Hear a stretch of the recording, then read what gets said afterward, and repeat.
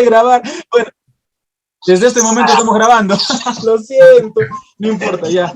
Ok. Pastor, la Torá es la composición de los 5 libros también llamados la ley. Eso, perfecto, muy bien. Pastor Lauro, gracias por hacerme la Torá es la Biblia hebrea. No, Torá solo es la ley, los 5 primeros libros. La ley. Siguiente pregunta. ¿Quiénes saquearon el templo de Salomón? Los babilonios. Los babilonios. Correcto. El imperio babilónico a cargo de Nabucodonosor. Perfecto, muy bien. Mira, un detallito más que nos dio. Muchas gracias, hermano. Tercer punto. ¿Quién escribe el libro de Lamentaciones? Jeremías, el ¿De profeta qué Jeremías. trata el libro de Lamentaciones? Jeremías. El libro de Lamentaciones, hermanos, trata de ese nefasto momento en que los babilonios rompen los muros, se meten a Jerusalén, y a ustedes saben la historia. ¿Listo? Por eso el libro se llama Lamentaciones. Cuarta pregunta. ¿Quiénes devolvieron lo que los babilonios habían robado? Ciro.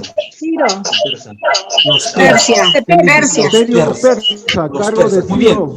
Última pregunta. ¿Qué significa Tanaj?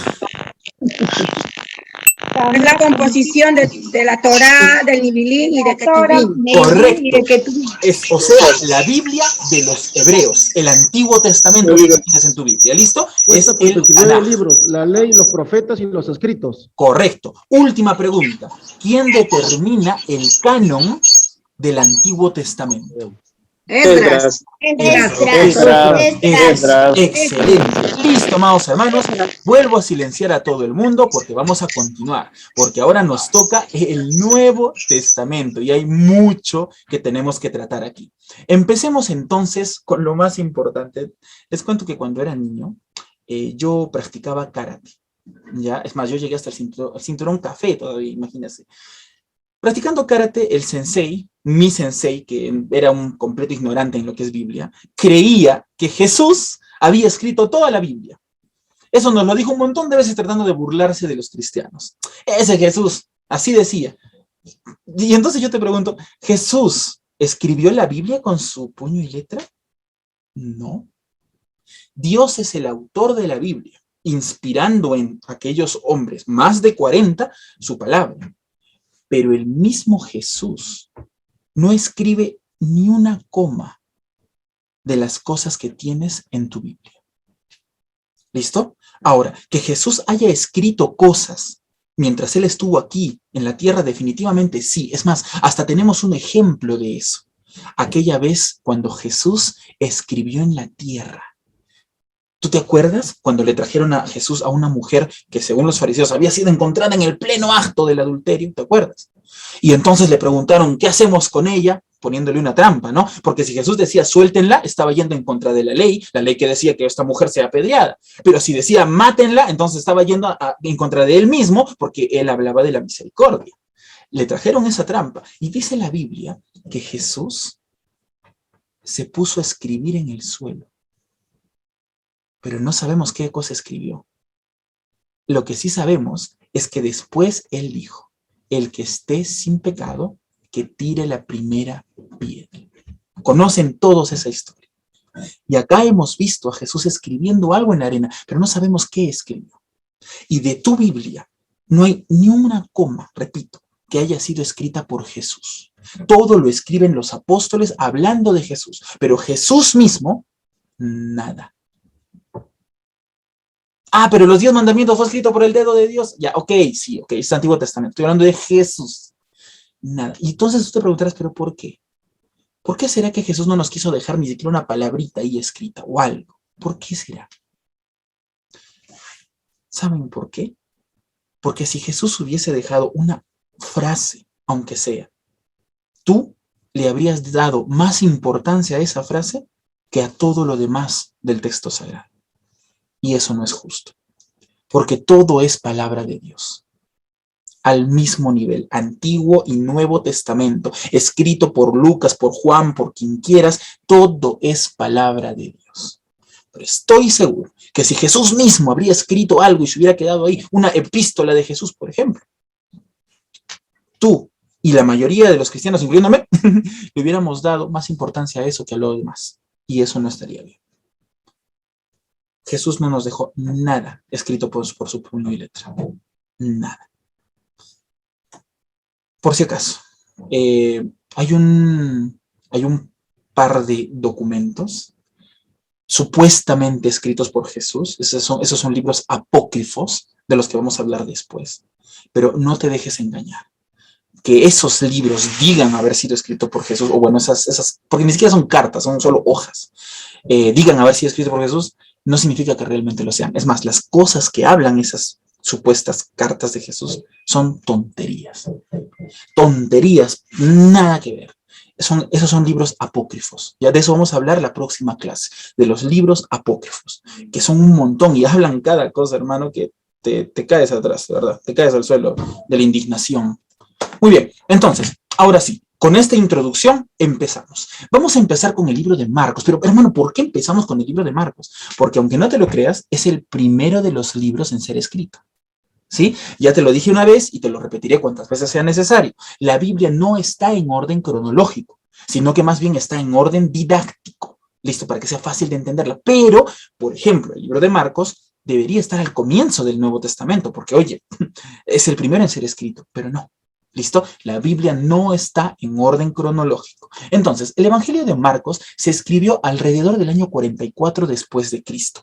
Su escritor se llamó Juan. Y tú me dirás, pero ¿cómo que Juan acaso no se llama Marcos? No, es que a Juan le apodaron Marcos. ¿Listo? Porque ya había otro Juan. Habían varios Juanes. Entonces, a este Juan lo apodaron Marcos. Eso está en Hechos 12:12. Por si acaso, el nombre de este señor, Juan, viene del hebreo Yohanan, que significa Jehová ha hecho gracia. Ahora, su seudónimo, Marcos, su apodo Marcos, viene del latín Marcus, que significa gran martillo. Y eso sí, no te sabría decir por qué le pusieron ese apodo, gran martillo. Bueno, pero ese es su apodo, ¿ok? A ver, ya les había compartido que este es el evangelio más antiguo, que este es el primero en ser escrito, y también les voy a contar que este es el evangelio más conciso, es el más chiquito de todos. ¿Listo? Sabemos que Mateo y Lucas usaron la organización que Marcos usó para cuando ellos escribieron sus evangelios. Por eso, el evangelio de Mateo, el de Marcos y el de Lucas se parecen bastante. Solo que el Mateo da más detalles, porque acuérdate que Mateo estuvo con Jesús. Mateo es uno de los apóstoles. Marcos no es uno de los apóstoles. Marcos no es uno de los 12. Y entonces tú te preguntarás, ¿y si él no es uno de los 12? Es más, él no estuvo con Jesús en todo su ministerio aquí en la tierra. ¿Qué le da derecho a escribir un evangelio? Es más, ¿de dónde sabía todas estas cosas? Es que Marcos fue el asistente de Pedro, fue como su secretario, su hombre de confianza, a tal punto que Pedro hasta lo llamaba mi hijo. Marcos escribió todo lo que Pedro contaba acerca de Jesús. Las palabras de Marcos están respaldadas por el apóstol Pedro. De tal manera que antiguamente a este evangelio no se le llamaba el evangelio de Marcos, se le decía el evangelio de Pedro. Y este es el famoso evangelio de Pedro, el Marcos que tú tienes en tu Biblia. ¿Listo? Ahora, Marcos lo escribe, así que lo correcto es decir evangelio de Marcos. La palabra clave de este evangelio es la palabra siervo, como lo vamos a ver en un momento. ¿Quién es este Marcos? Ok, sabemos que no es uno de los 12 discípulos, pero ¿quién es? Empecemos con esto. Marcos es sobrino de Bernabé. ¿Te acuerdas quién era Bernabé? ¿Te acuerdas que Saulo, era un fariseo que andaba persiguiendo y matando cristianos y que camino a Damasco él se convierte y que cuando él llega a Damasco nadie quería recibirlo, que los cristianos le tenían miedo, por más que él dijera soy cristiano, nadie le quería creer, todos lo hacían a un lado, lo marginaban al pobre hombre porque le tenían miedo, ¿no? Pero hubo un hombre llamado Bernabé, hijo de consolación, que se acerca a Saulo y que lo protege y que lo trae a la iglesia bajo su propio riesgo. Bernabé fue el discipulador de Marcos. Lo trajo a la iglesia y le enseñó, por lo menos sus primeros pasos. Pablo, el apóstol Pablo, que es lo mismo que Saulo, lo aprendió de Bernabé. Este Juan Marcos, del que estamos hablando, el que escribe esta carta, es sobrino de aquel Bernabé. Eso está en Colosenses 4:10. En Hechos 13:13 vamos a ver una anécdota un poco triste. Te cuento. Pablo y Bernabé fueron enviados por la iglesia de Antioquía como misioneros. Ellos tenían que visitar varias ciudades y tenían que predicar la palabra. Pero en el camino, Juan Marcos, que era el sobrino de Bernabé que los estaba acompañando, se acobardó y quiso regresarse a su ciudad de origen. Y eso fue todo un problema, porque era muy joven. ¿Cómo lo ibas a mandar solito de regreso? Eso fue todo un problema. Les causó grandes problemas a Pablo y a Bernabé. Juan Marcos se regresa y Pablo y Bernabé continúan su primer viaje misionero. Todo bien, todo bonito, ellos regresan contentos. Poco tiempo después, deciden volver a viajar para visitar aquellas ciudades que ya antes habían visitado, para visitar las iglesias que habían fundado. Entonces, van a ir en su segundo viaje misionero. Y Bernabé, lleno de misericordia, hijo de compasión, que es su nombre, quiere llevar a su sobrino, a Juan Marcos, lo quiere llevar de nuevo. Pero Pablo, cuyo carácter suele ser muy cuadrado, porque así era a Pablo le dice no, que no llevas a este niño porque ya nos ha causado problemas. Y Bernabé le dice, no, yo voy a llevar a mi sobrino. Y Pablo que no, y el otro que sí, que no, que sí. Entonces se enojan tanto que cada cual se va por su camino. Imagínate qué tan fuerte fue esta discusión. Se enojan y se separan. Pablo se fue con un discípulo suyo llamado Silas y Bernabé se fue con Juan Marcos. Se separan, se enojan y cada cual continúa su ministerio. Yo te pregunto, pensemos un poco, ¿quién tendría la razón entre los dos? ¿Bernabé al perdonar a su sobrino y quererlo llevar de nuevo? ¿O Pablo al pensar primero en quizás el ministerio? Para decir, si es que él nos va a hacer piedra de tropiezo, mejor que se quede. ¿Qué estaría pensando Pablo en el momento que no quiso aceptar a este joven? Lo que sabemos es que se separaron. ¿Quién habría tenido la razón? Bueno, casi todo parece indicar que el que tenía la razón es Bernabé, porque al final Juan Marcos en este segundo viaje no se acobardó, y después Juan Marcos se convirtió en la mano derecha de Pedro, hizo muchas cosas. Entonces todo apunta a que Pablo es el que se equivocó en este caso. Sea como sea, se separan los dos, se van cada cual por su camino, pero Dios bendice a ambos, cada cual en su lugar.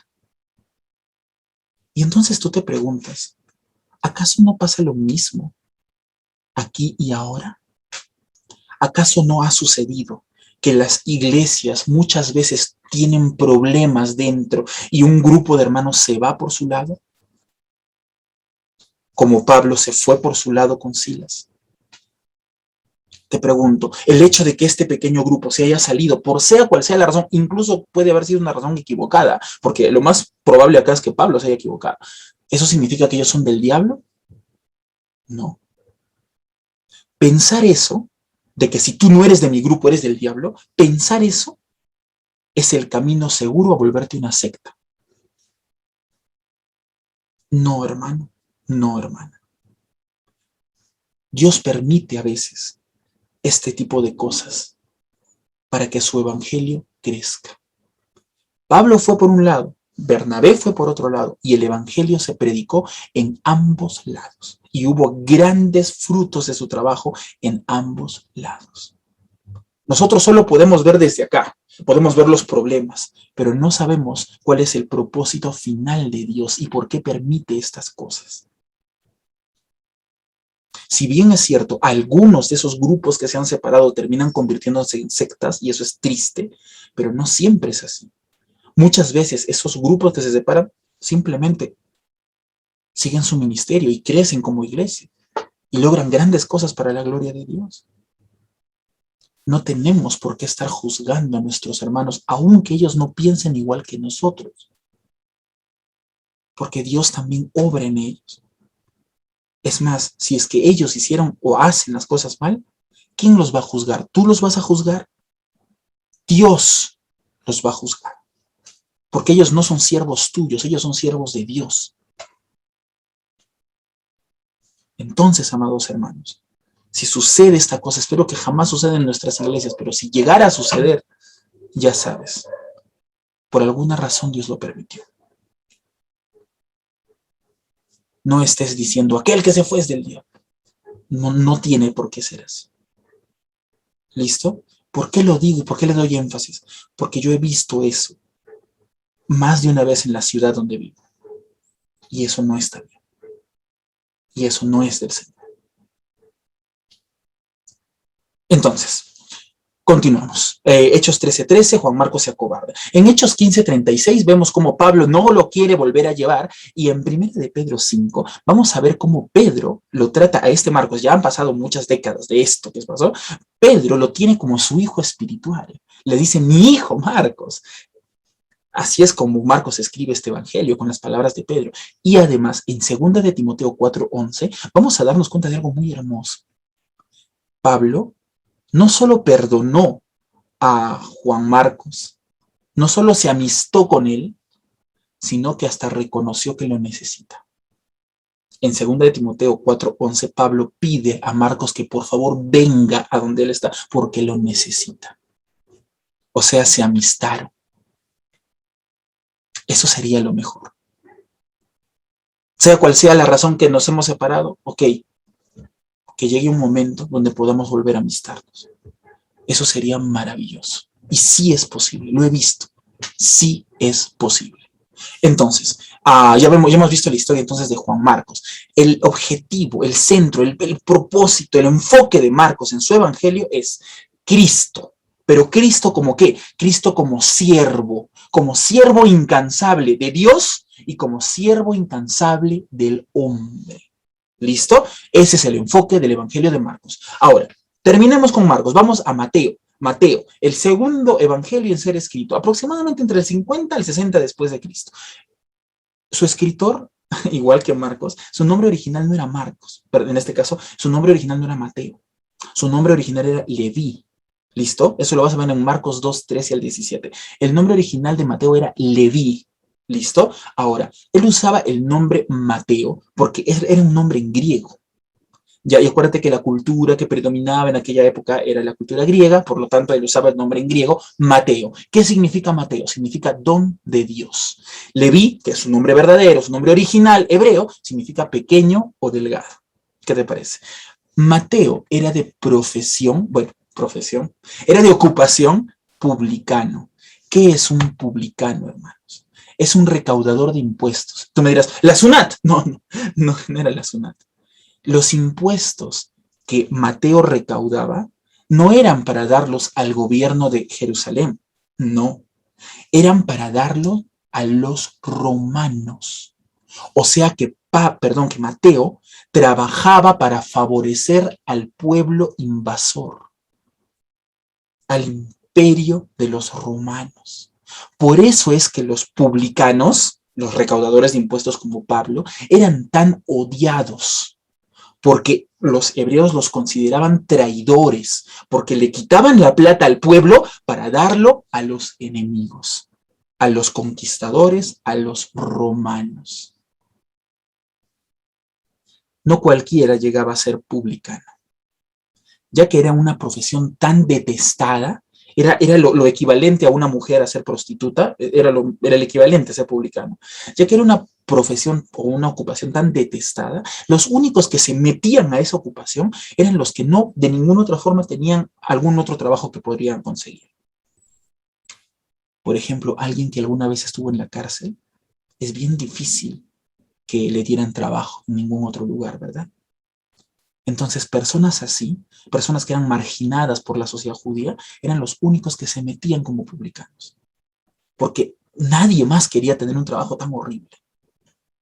El pasado de Mateo ha tenido que ser muy duro, muy triste, para que él haya llegado a ser publicano. Y qué interesante cómo Jesús lo eligió a él. Habiendo tantos grandes maestros de la Biblia en su época, habiendo gente con mucho mejor, pongámoslo así, testimonio que él, Jesús decide llamar a Mateo para que sea uno de sus apóstoles. Una de las personas más marginadas, odiadas, detestadas de su pueblo, termina siendo uno de los apóstoles de Jesús. ¡Cuánta misericordia de parte de Dios! Y es que Dios no vio las apariencias, Dios no escuchó los chismes de la gente y sus prejuicios, no. Dios vio el corazón de Mateo, así como ve el corazón de cada uno de nosotros. Y este Mateo, ni bien fue llamado por Dios, dice la Escritura, que se levantó y dejó su banco de tributos y se fue y siguió a Jesús, sin vuelta a quedarle, sin mirar atrás. Este es el compromiso de Mateo, el ex publicano. Muy bien, el Evangelio de Mateo va a repetir una frase casi 60 veces. La frase es, para que se cumpliese lo dicho por los profetas, o para que se cumpliese lo dicho por el Señor en tal profeta, o para que se cumpliese. ¿Por qué? Porque el Evangelio de Mateo tiene el objetivo de hacerte a ti judía creer que este Jesús es el Mesías que tú tanto habías estado esperando. Y entonces te argumenta, con todo lo que hizo Jesús, te argumenta diciéndote, esto se cumplió en esta parte, esto se cumplió en esta parte, para que tú veas que Jesús cumplió todas las profecías acerca del Mesías, y para que tú puedas estar segura de que Jesús realmente era ese Mesías que por tantos siglos el pueblo de Israel había estado esperando. Ahora, ya que el libro de Mateo fue explícitamente dedicado a convencer a los judíos de que Jesús era este Mesías que esperaban, muchos eruditos creen que el libro originalmente no se escribe en griego, sino que se escribe en arameo, porque como era para los judíos, y los judíos en general hablaban arameo, entonces pues seguramente se escribió en arameo. El problema es que no hay ni un solo original antiguo que esté escrito en arameo. Todos están en griego. Por lo tanto, el decir que el libro de Mateo se escribió originalmente en arameo es una especulación. Y vamos a quedarnos con lo que tenemos históricamente. El libro de Mateo también se escribe en griego, al igual que todo el Nuevo Testamento. ¿Listo? Ahora sí, ¿cuál es el enfoque de Mateo? Les había dicho hace un momento que Jesús es el Cristo, o sea, que Jesús es el Mesías, ese Mesías tan esperado, el Rey de Israel. Ese es el enfoque de Mateo. ¿Listo? Jesús como Mesías. Ahora, vamos a Lucas. Lucas, del griego loukas, y a su vez del latín Lucius, que significa el que brilla. Este Lucas es el único escritor del Nuevo Testamento que no es judío. ¿Listo? Él es un gentil. Él no es judío, pero aún así su evangelio está en tu Biblia. ¿Qué te parece?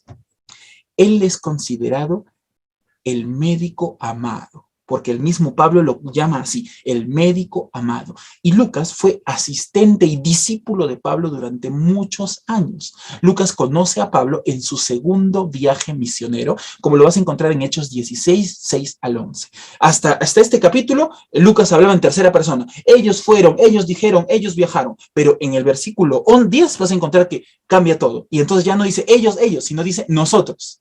Entonces, en el segundo viaje, versículo 6 del capítulo 16, vas a ver cómo Lucas se incluye en la obra, se incluye en la historia, y así es como sabemos que ahí es donde él empezó a seguir a Pablo. ¿Listo? Muy bien. Por si acaso, eso de médico amado está en Colosenses 4:14. Muy bien. Lucas fue el único de todos los discípulos de Pablo que se quedó con Pablo y que lo acompañó hasta el final. En la segunda carta a Timoteo, que es la carta de despedida de Pablo, porque Pablo le escribe ya a punto de morir, o sea, él ya sabía que iba a morir. Él escribe, 2 Timoteo 4:11, Pablo dice, solo Lucas está conmigo. Y ahí también es donde dice, toma a Marcos y tráele contigo, porque me es útil para el ministerio. ¿Te acuerdas que te dije que se habían amistado y que lo llama, le pide que venga? Bueno, ahí está pues. Lucas fue el último en permanecer al lado de Pablo hasta el día en que lo mataron. Pablo fue decapitado. Lo más probable es que Lucas estuvo ahí, porque la verdad, como la Biblia no lo narra, entonces no podemos saberlo con certeza, pero sabemos que Lucas fue el último que se quedó con Pablo hasta el final. Un dato importante, Lucas no es uno de los 12. Al igual que Marcos, Lucas no es uno de los discípulos. Es más, a diferencia de Marcos, quien era judío y que tenía familiares judíos que podían vincularlo a Jesús, Lucas era un extranjero, Lucas era un gentil. Él no estuvo presente en nada del ministerio de Jesús. El Evangelio de Lucas se basa en la investigación que Lucas hizo. Eso tú lo vas a encontrar en el capítulo mismo, el capítulo 1 del libro de Lucas. Mira lo que dice. Tal como nos lo enseñaron los que desde el principio lo vieron con sus ojos y fueron ministros de la palabra. Me ha parecido también a mí, después de qué, de haber investigado con diligencia todas las cosas de su origen, escribírtelas por orden. O sea, Lucas investiga, e investiga bastante. Es más, Lucas entrevista a María. Por eso en el Evangelio de Lucas vas a encontrar varias narraciones que son narraciones de María. El canto de María, cuando visita, ¿te acuerdas?, a su prima Elizabeth, lo que dijo cuando sintió que el niño se movía en su vientre. Todos esos detalles solo están en Lucas. ¿Por qué? Porque Lucas habló con María. La entrevistó. Y lo que él escribió es lo que él recopiló de todos los testimonios de la gente a su alrededor. Es por eso también que el Evangelio de Lucas es el más largo de todos. Ahora, hay un detalle más muy interesante en el Evangelio de Lucas. Fíjate a quién va dirigido. Lucas capítulo 1, versículo 3. Mira lo que dice. Me ha parecido también a mí, después de haber investigado con diligencia todas las cosas desde su origen, escribírtelas por orden, oh excelentísimo, ¿qué? Oh excelentísimo Teófilo. ¡Wow! Teófilo. ¿Quién es este excelentísimo Teófilo? Hay dos teorías. Algunos dicen que este Teófilo era un grande de la antigüedad. ¿Sí? Era una persona, una gran aristócrata. Es más, hasta indican que este aristócrata habría pagado platita a Lucas para que escriba lo que escribió. Por si acaso, alguien ha levantado la mano, por favor, no vamos a responder preguntas ahorita, escríbemelas y las vamos a responder después porque el tiempo apremia. ¿Listo? Muy bien, continuamos. Unos dicen que Teófilo era un gran aristócrata. ¿Listo? Un gran aristócrata que incluso pagó a Lucas. Pero, yo no creo eso. Y te voy a dar la segunda teoría, que es la que yo creo. Tú verás cuál decides. La segunda teoría es esta. La palabra Teófilo no es más que una metáfora. Es una forma poética de hacer referencia a todos los que aman a Dios. ¿Por qué? Porque coincidentemente, Teófilo significa aquel que ama a Dios. Teos significa Dios. Filos significa amar. Teófilo es aquel que ama a Dios. Y de esta manera, de una forma muy fina y muy poética, Lucas estaría dirigiendo tanto su evangelio como el libro de Hechos a todo aquel que ame a Dios. Entonces, Pastor Lauro, ¿usted ama a Dios? Sí, entonces usted es un Teófilo y este libro está dirigido para usted, dedicado a usted. Lo mismo para todo aquel que ame a Dios, para todo aquel que sea Teófilo en esta tierra. Ya verás tú con cuál teoría te quedas. ¿Listo? Ok, ¿cuál es el enfoque del libro de Lucas? Su enfoque es el Jesús histórico, o sea, aquel Jesús que el mundo vio, el testimonio del mundo acerca de Jesús. ¿Listo? Muy bien, ahora sí, vamos al último de los evangelios, el evangelio de Juan. Qué evangelio para más precioso. Mira nomás cómo comienza. En el principio era el verbo, y el verbo estaba con Dios, y el verbo era Dios. Este estaba en el principio con Dios. Por él todas las cosas fueron hechas, y sin él nada de lo que habría sido hecho fue hecho. En él estaba la vida. ¡Qué belleza de este evangelio! Y esto que te acabo de contar hace un ratito, te acabo de recitar Juan 1, versículo 1, 2, así. Esto que acabas de escuchar no es más que un cántico probablemente compuesto por el mismo Juan, acerca de Jesús, que en su primera línea ya te está diciendo que Jesús es Dios. ¿Te acuerdas? En el principio era el verbo, y el verbo era con Dios, y el verbo era Dios. Ambos son lo mismo. Y luego en el mismo Juan vas a ver que aquel verbo se hizo carne y habitó entre nosotros. ¿Qué les parece? ¡Qué maravilla! Y creo que ya te habrás dado cuenta cuál será el enfoque de Juan entonces. Juan enfoca a Cristo como Dios, como el mismísimo Dios hecho carne.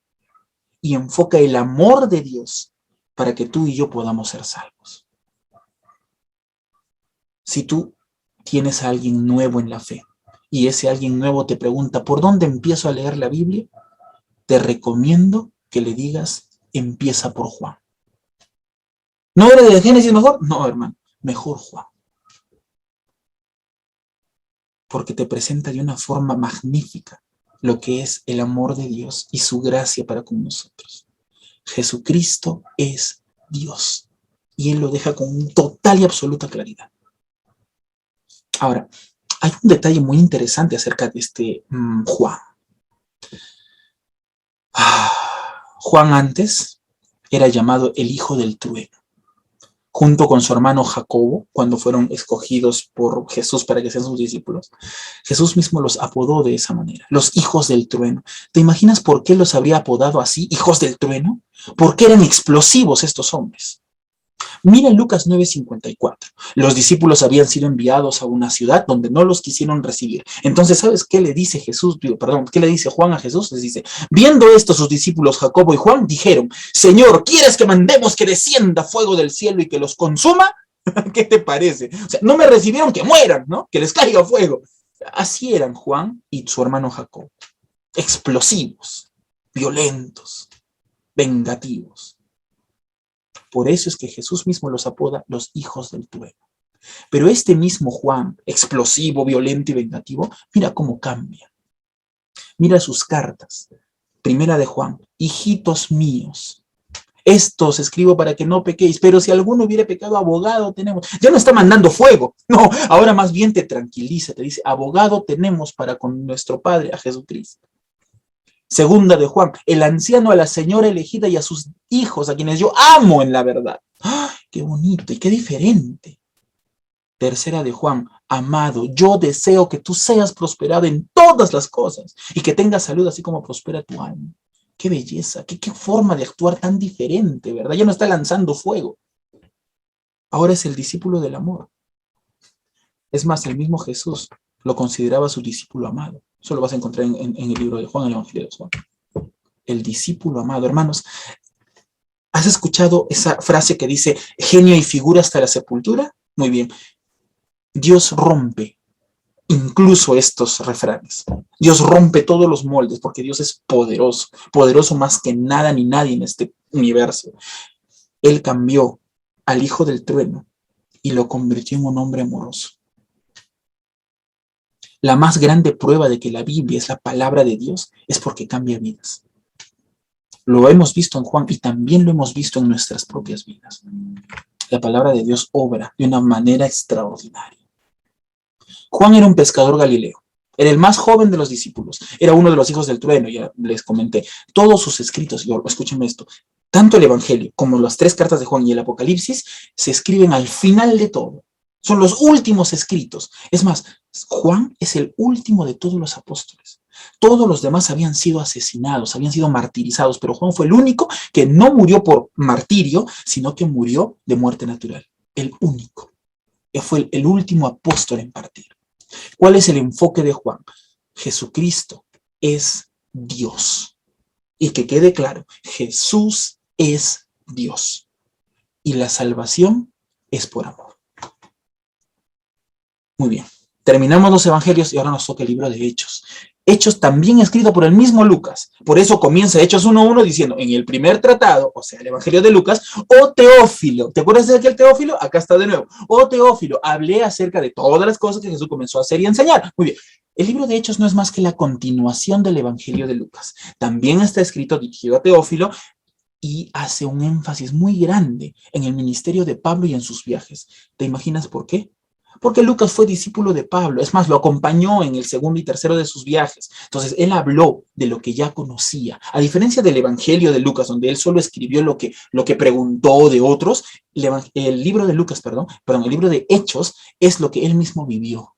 Lo que supo de Pablo y lo que él mismo vivió desde que empezó a acompañarlo. ¿Listo? Al libro de Hechos se le conoce como el libro eslabón. ¿Por qué? Porque une los evangelios, la historia de Cristo, con todo lo que viene después. ¿A qué me refiero? Si no tuvieras el libro de Hechos, tú no sabrías quién es Pablo, que escribe todas las cartas después. Tú no sabrías quién es Juan Marcos. Tú no sabrías quién es Lucas. Tampoco sabrías quién es Apolos. No sabrías cómo es que existen iglesias fuera de Jerusalén. La carta a los Romanos es una carta escrita a la iglesia de Roma. Corintios es una carta escrita a la iglesia de Corinto. No sabrías por qué es que hay otras iglesias, de dónde salieron. Todo eso está en el libro de Hechos. Por lo tanto, el libro de Hechos es el libro eslabón. Une todo lo que está atrás, todo esto, lo une con todo lo que viene después. El libro eslabón. Ahora, una cosa muy resaltante que vas a encontrar en el libro de Hechos es esta. El libro de Hechos te deja bien claro que la iglesia de Dios puede ser perseguida, pero jamás será detenida. La iglesia de Dios puede ser atacada, pero nunca, jamás será derrotada. Y que la iglesia podrá ser desposeída de sus bienes, pero jamás podrán quitarle a su Dios.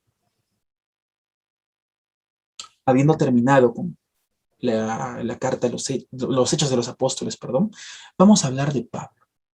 Vamos a hablar de las cartas de Pablo. Tenemos cartas escritas a las iglesias, desde la carta de los Romanos hasta la segunda Tesalonicenses, son cartas escritas a las iglesias. Y también tenemos cartas pastorales. Timoteo fue un discípulo de Pablo, fue el sucesor de Pablo, y él escribe 2 cartas. Tito también es un discípulo de Pablo y también es un ministro. Listo, este también es un pastor. Y Filemón es un hermano que vivió en Colosas y que tuvo un problema porque un esclavo suyo se le escapó. Pablo le escribe a Filemón pidiéndole que perdone a ese esclavo porque ese esclavo ahora es un cristiano y que ya no lo trate como esclavo sino como un hermano. Su carta es épica, chiquita pero muy bonita, te recomiendo que la leas. Pero algo que quiero resaltar aquí: Romanos, Corintios, Gálatas, Efesios, Filipenses, Colosenses y Tesalonicenses, todas son iglesias distintas. Cada iglesia tiene sus propias prácticas, sus propios desafíos y sus propias fortalezas. Cada iglesia tuvo sus propios problemas. Por ejemplo, los colosenses andaban sufriendo por el acoso de los gnósticos. Los gálatas andaban luchando contra los judíos, los judaizantes, que eran disque cristianos que querían hacerte regresar a las obras de la ley. Y los corintios sufrían por la inmoralidad dentro de la iglesia. Cada iglesia tenía sus propios problemas y cada iglesia recibió palabra de parte de Dios. Lo mismo pasa aquí y ahora. Somos muchas iglesias y cada cual tiene sus propias prácticas, sus propios problemas, sus propias fortalezas, pero todas somos iglesias de Dios. Somos muchas iglesias, denominaciones como apellidos, pero podremos ser diferentes apellidos, pero somos todos un mismo pueblo. Podemos tener algunas diferencias, algunas opiniones o prácticas diferentes, pero seguimos siendo el mismo pueblo, hermano, hermano. Claro, yo estoy hablando de las iglesias de Cristo. No estoy hablando de las sectas. Hay que saber hacer la diferencia. Pero hermano, ¿dónde está la diferencia? ¿En dónde la veo? ¿Dónde está la línea? Eso podemos tratarlo justo ese próximo mes que vamos a estar juntos. Yo creo que uno de los temas que vamos a tratar que es importante es cómo distinguir lo que es una secta de una iglesia cristiana que piensa diferente a mí. ¿Dónde está esa línea divisoria? ¿Cómo distingo eso? Bueno, eso creo que podríamos tratarlo. Ya vamos a hablar con el pastor Lauro, vamos a ver qué él opina, porque al final él es quien decide, ¿verdad? La cuestión es esta. Somos muchas iglesias, asambleas de Dios, movimiento misionero, los bautistas, los presbiterianos, las IEPs, etcétera, etcétera. Diferentes apellidos, pero somos un solo pueblo. Cada cual con sus fortalezas, cada cual con sus debilidades, cada cual con sus problemas, pero somos un solo pueblo. Cuando yo era niño, porque ya les conté que yo desde niño he sido parte de una familia cristiana, yo le preguntaba a mi papá, papito, ¿por qué hay tantas iglesias? ¿Por qué no debería haber una sola? ¿Acaso no somos de un solo Dios, un solo Padre? Y él me lo explicó de una forma bien interesante. Él me dijo, mira, cada iglesia llega a diferentes personas. Los bautistas, por ejemplo, tienen una forma de ser especial, una forma de enseñar especial. Y hay personas que necesitan eso. Los pentecostales, por otro lado, tienen otra forma de ser, otra forma de enseñar, llegan a gente diferente. Tienen prácticas diferentes, pero todos predican la misma palabra. Esa es la multiforme sabiduría de Dios manifestándose en diferentes iglesias. Y ninguna debe despreciar a la otra. Más bien deberemos considerarnos hermanos y respetar nuestros trabajos. Desde ese momento yo aprendí eso y hasta hoy lo mantengo. Espero, hermanos, que podamos compartir también ese mismo sentimiento. Han habido muchas iglesias, ya tú ya mismo puedes verlo aquí, ¿no? La iglesia de Roma, la iglesia de Corinto, etcétera, pero había más. Lee Apocalipsis 1:4 y vas a encontrar 7 iglesias también. De esas iglesias hubieron algunos movimientos que se salieron y se volvieron grupos sectarios. Empezando por la secta más grande y antigua del mundo, la religión católica. Ya lo hablaremos en el momento. La historia de la humanidad es así. Poco a poco, las cosas fueron cambiando. Pero hay muchas iglesias que todavía se mantienen fieles a la sana doctrina. Y entre nosotros somos hermanos. Muy bien, terminado el asunto de las muchas iglesias, les quiero hablar de este tema muy especial. En el año 64 después de Cristo, un hombre llamado Nerón, que era el emperador de Roma, inició una persecución encarnizada contra los cristianos. La ciudad de Roma fue incendiada. Muchos dicen que el mismo Nerón la incendió. Y él decide, para liberarse de culpas, echarle la culpa a los cristianos. Es decir, esta gente rara que dice que nuestros dioses son demonios, ellos son los que han quemado la ciudad porque nos odian. Y desde ese momento, amado hermano, empezaron a perseguir a la iglesia horriblemente. Es gracias a este Nerón que la iglesia es perseguida por Roma. Y es gracias a este Nerón y en el tiempo de Nerón donde Pablo es martirizado. En 2 de Timoteo vas a ver cómo Pablo se despide porque él ya sabe que pronto iba a morir. Ya estoy para ser sacrificado, dijo Pablo, y el tiempo de mi partida está cercano. He peleado la buena batalla, he acabado la carrera, he guardado la fe. Por lo demás, me está guardada la corona de justicia, la cual me dará el Señor, juez justo, en aquel día, y no solo a mí, sino también a todos los que aman su venida. Y en esta carta, donde Él se está despidiendo de nosotros, hermanos, nos pide una última cosa, el último ruego del apóstol, que quiero que le escuches, por favor, porque con esto terminamos la sesión de hoy. Te encarezco, dijo Pablo, te encarezco delante de Dios y del Señor Jesucristo, que juzgará a los vivos y a los muertos, que prediques la palabra, que instes a tiempo y fuera de tiempo, redarguye, reprende, exhorta con toda paciencia y doctrina. Este es el último ruego del apóstol para todos nosotros. Lo escribió en su última carta. La pregunta es, ¿le harás caso? ¿Harás caso a su ruego? ¿Predicarás su palabra?